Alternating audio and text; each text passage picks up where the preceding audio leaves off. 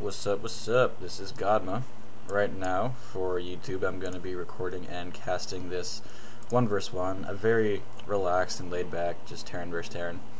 For the record, I know it seems like I play Terran a lot, but I am a random player. I play a random race, so one of the 3 Starcraft races, and for some reason that just assigns me to Terran a lot of the time. But I do have to apologize for my recent absence of late. It is exam time right about now. The only reason I'm able to cast this is because I do have a break in my schedule. I have a little bit of breathing space before my next exam, so I figured I owed it to you guys to bring you this Terran vs. Terran replay. I do say again, this is the Copper League if I'm not mistaken, and it is very casual, but it is Starcraft 2 footage nonetheless, and I do show off some higher tech units in this game. So I do hope you guys enjoy, regardless of how humble this game turns out to be. Just something interesting to note, or I guess it's more funny to note, but I end up sending my SCV in every possible corner of the map, all the possible spawning locations, except for the correct one. I don't scout out Eiox, the red Terran player I should have mentioned, going up against myself, the blue Spiffy player. I don't scout him out in the correct bottom right corner until the very last time. By contrast, Eiox scouts my base as his first guess, and he's gonna help himself into my base right now. I see him come in and I assign an SCV to track him. One of the things I learned in that game when I got pylon rushed is it doesn't hurt really to assign a worker to their scouting drone, SCV, or probe, just to make sure they're not doing anything tricksy. So he's going to stick around, he's going to catch these 2 early refineries, no question. He's got his 2 early refineries himself. As Terran, it really never hurts to get your gas early, as they are a very tech-heavy race. Really, the first opportunity to get gas is from the barracks, when you throw down your tech lab or your reactor, which costs 25 gas and 50 gas respectively. So Eiox's SCV has seen enough, he's going to pull out. He actually had his first Marine in play, and he's able to sharpshoot my SCV in the back, reducing his suit to smoking wreckage.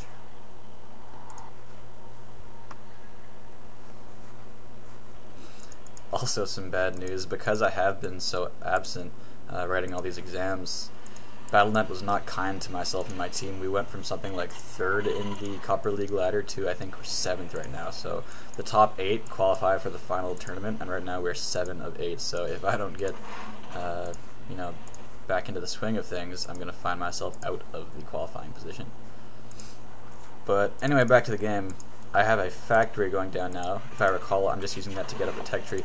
Meanwhile, Eiox has his first barracks with a tech lab. That's attached to the barracks. And he's also thrown down a very early command center. As you can see, it's now at about half HP. He's likely going to be lifting that off to this high ground position right over Nya. He's comfortably operating off of 2 refineries.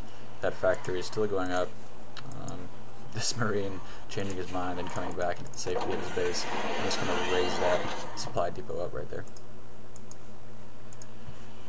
One of my flaws as a Terran, I have this incredibly early engineering bay. Not a lot of cause for it. It does allow me to make planetary fortresses and missile turrets, among other things, but I do tend to get that too early as Terran. It's just not really necessary. It's a waste of gas and minerals. Anyway, I think it costs gas, I could be mistaken, but a waste of minerals regardless.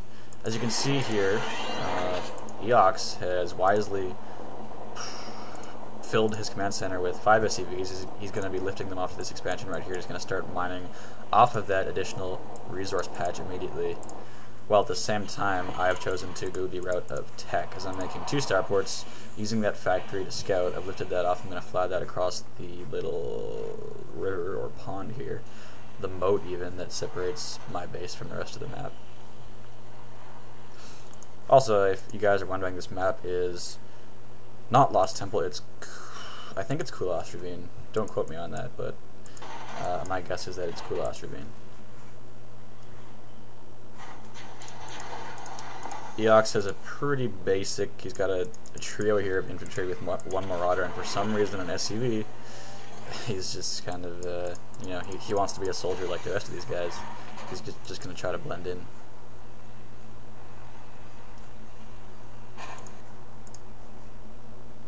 So yeah, sometimes when you get assigned a 4-player map, when it's just in fact a 1 versus 1 occasion, maps can be pretty slow. I mean, just due to the fact that there are so many mineral patches around the map, it really makes it easy for players to get a very macro mindset and just to kind of turtle up and get into the late game tech.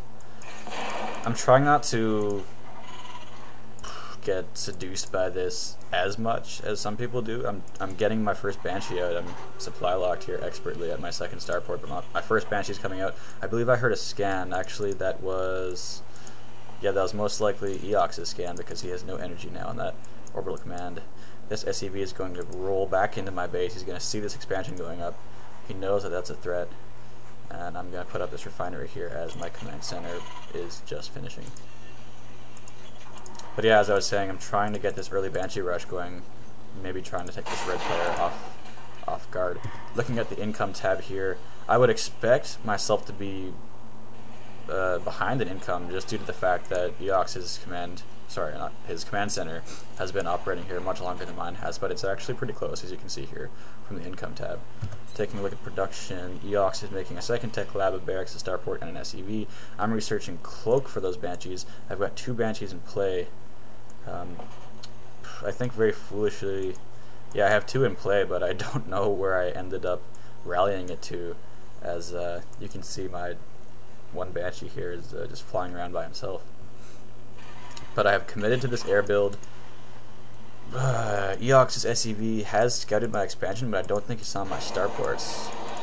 Yeah, he definitely didn't. As you can see, he's investing a lot into ground tech. He's got the siege tank guarding his front door. He doesn't really have a main force, and he can't really decide what he wants to do. He's got really 3 barracks, so very infantry heavy with an engineering bay up here. Yeah, so definitely infantry heavy, but he's got also a factory and a starport, so he's just kind of getting a little bit of everything. But right now, these 3 Banshees are going to start doing what they do best. They're going to fly onto the bottom right corner of the map. There's no missile turrets here or any anti-air really, and they're just going to get tons of SCV kills here. He's sending the siege tank in really just to die because there's nothing that can take down these Banshees except for Marines, and those now cannot attack these Banshees because the cloak is researched and there's no detection. He doesn't have enough for a scanner sweep. He needs to wait for 3 more energy.